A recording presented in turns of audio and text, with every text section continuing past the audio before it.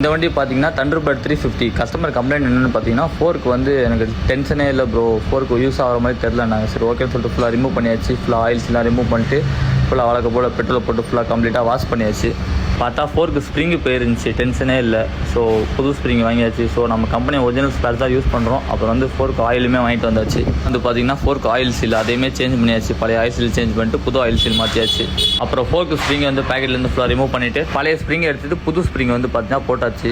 So கம்ப்ளீட்டாக வந்து மாற்றியாச்சு எல்லாம். ஃபோர்க்கு ஆயில் சீலு ஸ்ப்ரிங்கு எல்லாம் மாற்றிட்டு ஃபோர்க்கு ஆயிலுமே வந்து புதுசாக ஊற்றியாச்சு. ஸோ ஃபுல்லாக டாப்அப் பண்ணியாச்சு.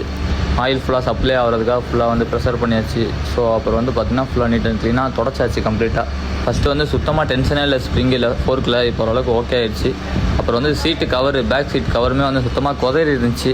ஸோ கம்பெனியில் வந்து ஸ்டாக் இல்லைன்ட்டாங்க. அதே வந்து ரெடி பண்ணி போடலான்னு சொல்லிட்டு அவங்க சீட்டையே வந்து ரெடி பண்ணி போட்டாச்சு. ஸோ இந்த மாதிரி ஒர்க்லாம் நம்ம பண்ணுறோம். புல்லட் வச்சுருக்கோங்க ஃப்ரெண்டுக்கு ஷேர் பண்ணுங்கள். நம்ம ஐடியா ஃபாலோ பண்ணுங்கள். Keep supporting Umar moto garage.